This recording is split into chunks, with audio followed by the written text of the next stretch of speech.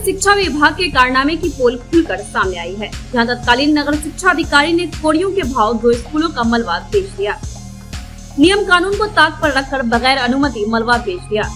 अब इस मामले में डीएम ने संज्ञान लिया है और जांच कर कार्रवाई की बात कही। दरअसल नगर शिक्षा अधिकारी संभल शशिबाला पर आरोप है कि उन्होंने संभल के सराय तरीन और कोट पूर्वी प्राइमरी 2 स्कूलों का मलबा बेच दिया, वह भी कोड़ियों के भाव। इस मामले में उत्तर प्रदेशीय प्राथमिक शिक्षक संघ के संगठन मंत्री मीना बेगम ने डीएम को शिकायत कर कार्रवाई की मांग की है।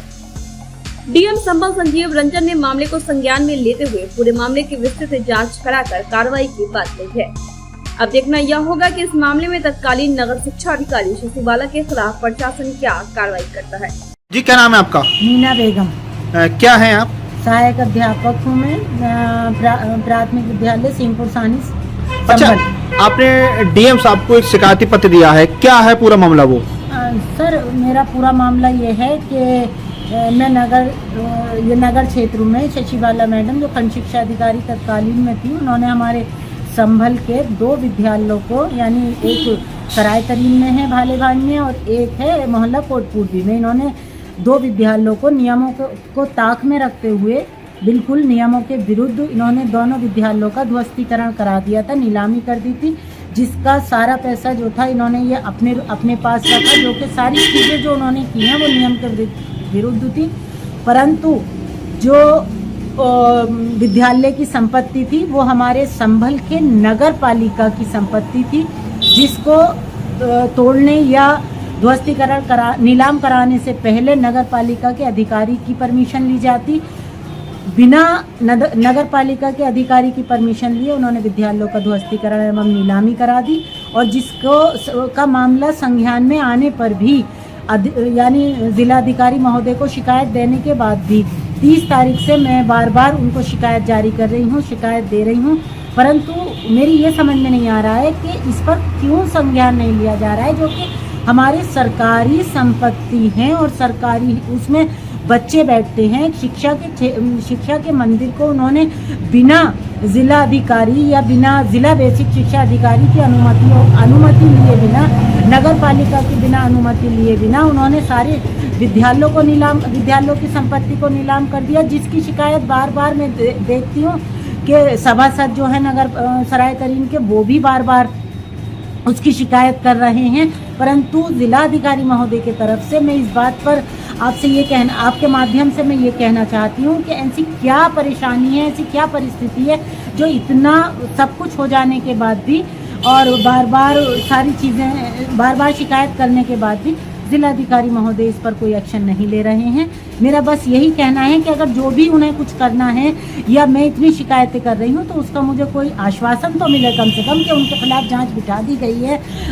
बाबुओं के खिलाफ जो कितने समय से आप ये शिकायतें दर्ज करा रही हैं? मुझे एक महीना हो गया लगभग। अभी तक कोई कार्रवाई नहीं हो पाई? कार्रवाई तो क्या, कोई सुनने को मतलब कोई जवाब, कोई रेस्पॉन्स देने को तैयार ही नहीं है। अच्छा, मतलब एक खंड शिक्षा अधिकारी हमारे जिलाधिकारी महोदय से ऊपर तो नहीं हो सकती। अच्छा ये बताइए, जो इन्होंने नीलाम किया वो उन्होंने अपनी मर्जी से किया, उसमें कोई सरकारी हस्तक्षेप नहीं था और वो नगर पालिका की संपत्ति थी वो नगर पालिका की ही भूमि थी। आप संपत्ति की बात नहीं कर सकते सर। भूमि भी नगर पालिका की थी, संपत्ति भी नगर पालिका की थी, जो नगर पालिका के पृष्ठ संख्या 150 पर अंकित भी है।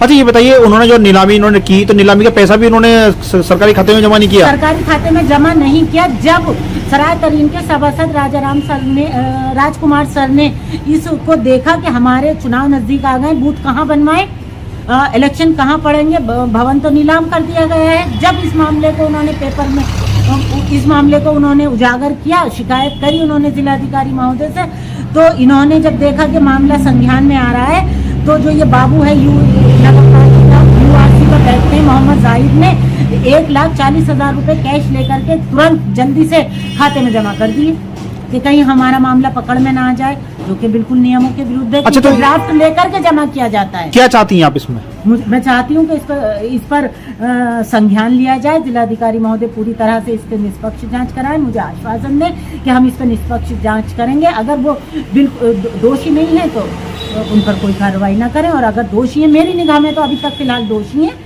तो उस पर कार्रवाई की। अगर किसी प्रकार की कार्रवाई नहीं हो पाती है तो क्या करेंगे आप? कार्रवाई नहीं हो पाती है तो क्या करेंगे आप? कार्रवाई नहीं होने की बात कर रहे हैं सर। मैंने इस मामले को सतीश चंद्र द्विवेदी जो हमारे बेसिक के मिनिस्टर हैं उन तक को अवगत करा दिया है। तो मान लीजिए चाहे अब वाले मुख्यमंत्री हों या आने वाले नए मार्च 2022 के मुख्यमंत्री हों, मैं उनको, जब ये लोग मेरे अधिकारी यहाँ का शासन हमारी बात नहीं सुनता है तो मैं आगे की सख्त कार्रवाई सख्त एक्शन मूड में आऊंगी। हो सकता है कि मैं धरने पे भी बैठूं जब तक मुझे आश्वासन नहीं मिले। आप किसी संगठन से भी जुड़ी हुई हैं आप? हाँ, मैं संगठन से उत्तर प्रदेशी प्राथमिक शिक्षक संगठन में मेरा संगठन मंत्री का पद है जो मैं कार्य करने में सक्षम हूँ। ये देखा है कि जब हम लोगों की बात को नहीं सुना जा रहा है, इतना बार बार अवगत कराते हुए भी नहीं सुना जाता है तो आम नागरिक तो शायद हमारे देश में उसकी कोई सुनवाई नहीं होगी। सर, एक महिला शिक्षिका ने संभल में एक आपको शिकायती पत्र दिया था जिसमें उन्होंने तत्कालीन एक खंड नगर शिक्षा अधिकारी शशिवाला जी पर आरोप लगाए थे कि उन्होंने अनाधिकृत तौर पर 2 भवनों को नीलाम करा दिया गया, उनका पैसा भी नकद आहरण कर लिया गया है। ये प्रकरण मेरे संज्ञान में है और इसकी हम जांच कराएंगे। चुनाव की व्यवस्था के कारण से इसकी जांच संभव नहीं हो पाई थी। इसकी जांच कराने के बाद जो भी नियमपूर्वक कार्रवाई की जानी होगी वो कार्रवाई किया जाएगा।